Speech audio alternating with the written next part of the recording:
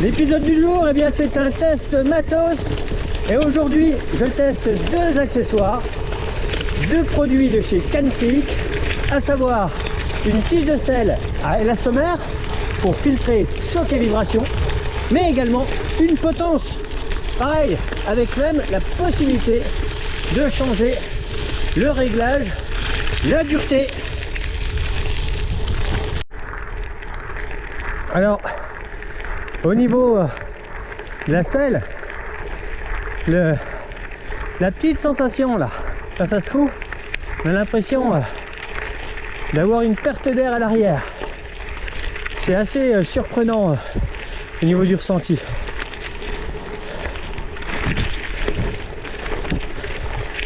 À l'avant, non, pas le sentiment de manquer d'air. Par contre, le sentiment d'avoir une machine qui filtre et qui est vraiment confortable. Bon, ce ne sont pas des suspensions, hein. Faut se battre avec l'adhérence. Il n'y a pas spécialement de gain en termes de motricité sur des passages où l'adhérence est précaire. Alors en termes d'expérience élastomère, eh bien 91 potence flex stem à l'avant. La rigidité latérale n'était pas terrible, et puis le gain, l'effet, bon, c'est des vieux souvenirs, c'est un peu trop loin, hein. Et puis pour la tige de sel, là j'ai une expérience un peu plus récente, puisque j'ai eu l'occasion de tester et puis de rouler assez souvent le Yuba Spicy Curry all terrain, qui est lui-même équipé d'une tige de sel avec absorbeur de choc à élastomère. Bon, depuis tout à l'heure je parle, mais je pense que vous avez envie, je vous montre un petit peu les produits que je vais tester lors de cette sortie. Autant s'arrêter dans un endroit sympa, hein. Ici, sommet de la Dame Blanche, c'est un endroit que j'affectionne tout particulièrement, parce que c'est certainement un des premiers spots VTT que je suis venu faire dans les années 90, hein. Cette montée de la Dame Blanche, j'ose pas imaginer le nombre de fois que j'ai pu la faire, de jour, de nuit, quelle que soit la saison, quelle que soit la météo. J'ai même déjà bivouaqué ici, donc c'est pour vous dire, voilà, ici c'est un endroit vraiment où je me sens bien, et on a une jolie vue, hein, sur la Haute-Saône et les Vosges au fond. Alors si on en revient côté produit, alors le vélo du jour, c'est le petit Vast A1 avec son cadre en alliage aérospatial ultra light et surtout ultra rigide.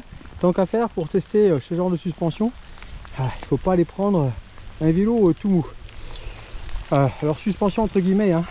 Donc la potence Silk de chez Cantic, la voici, hein, avec 3 élastomères. Là j'ai le 4/5, il y a également un 5/5 ou un 3/5 qui est livré avec dans la boîte.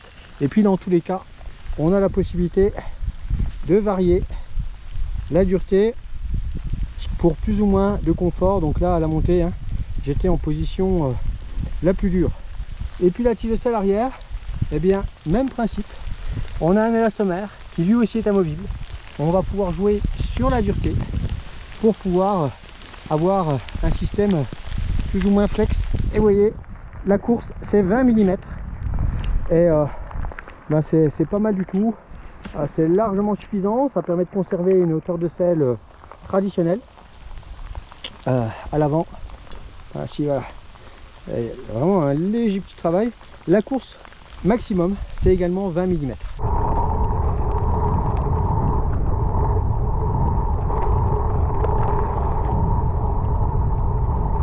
C'est pas mal du tout, hein, quand ça se coud, on sent le travail au niveau du guidon. On n'a pas de gêne au niveau des trajectoires. Après, au niveau de la selle, pour avoir le bénéfice, il faut rester pèse sur la selle. Dès l'instant que je suis debout, forcément, là, j'ai plus l'avantage arrière. Forcément, hein. l'impression d'avoir l'avant qui travaille plus, le fait d'être debout.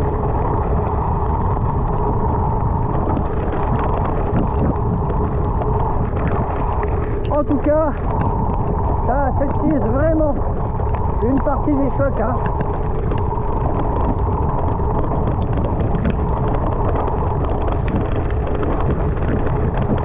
On sent que ça tape, hein, puisque quand même pas mal de petits bruits, notamment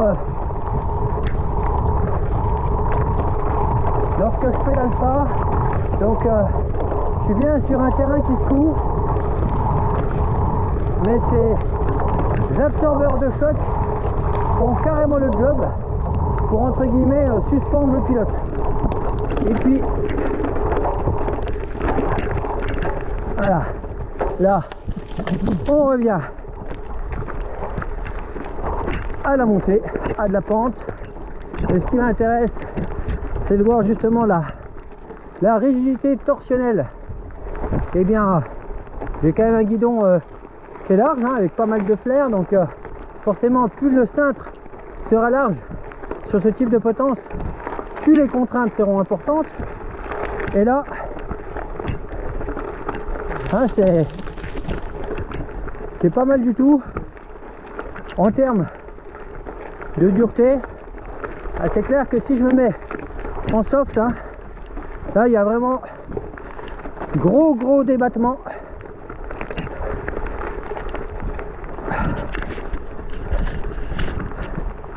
Je vais vous montrer. Ça y est, hein, les 20 mm ils sont là.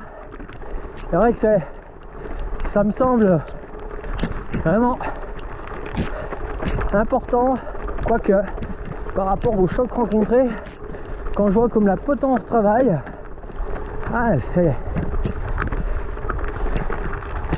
c'est une expérience sympathique. Peut-être que la solution, c'est de passer sur l'élastomère le plus dur pour avoir quand même quelque chose d'un peu plus rigide encore que cette position là. En tout cas par rapport à ma corpulence, hein, environ 75 kg. Et puis eh bien la possibilité d'avoir quelque chose de plus souple, sans que ça soit aussi souple que tout de suite, où ça plonge tout de suite tel un cygne ou un canard qui aurait vu un poisson passer entre ses pattes. Alors encore une fois, hein, c'est pas une fourche et il faut pas compter là-dessus pour aller récupérer de l'adhérence dans une courbe ou autre. Hein. C'est clair que ça permet de descendre beaucoup plus vite que si le vélo était full rigide. Et puis forcément on a l'effet flex sur l'avant, mais si à un moment donné on doit tirer le guidon pour passer à l'obstacle, et bien là il y a l'effet contraire.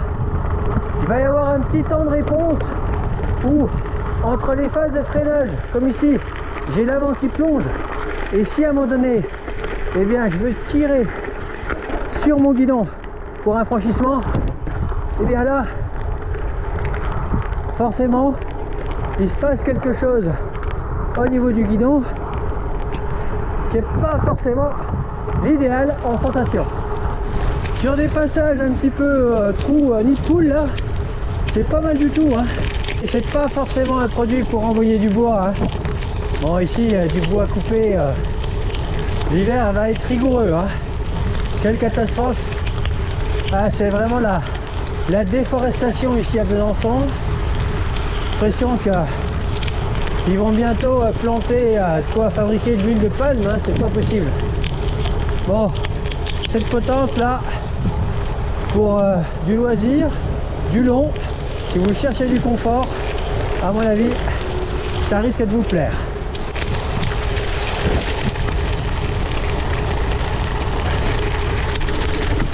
Ouais. Typiquement, les passages où ça secoue comme ça là, ça filtre, c'est trop bon.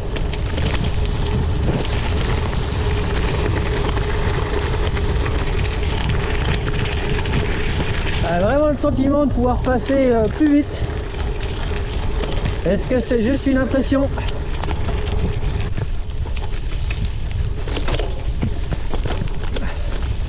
Un des terrains sur lesquels aussi on peut s'interroger sur des accessoires comme ceci, eh bien ce sont les pâtures.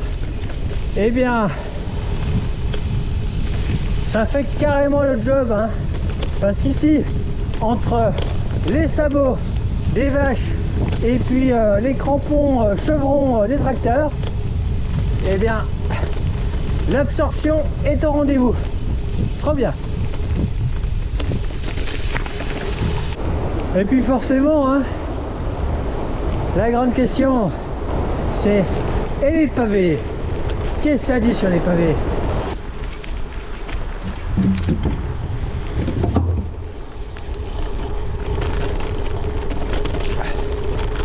Eh bien sur les pavés, c'est pas mal du tout. C'est même vraiment bien. Allez, pour le plaisir, j'enchaîne. Et alors si je mets la position plus soft, ah oui, c'est... Je sens tout de suite qu'il y a beaucoup plus d'ébattement au niveau du guidon et que ça filtre beaucoup plus. Bon, la position dure est déjà efficace.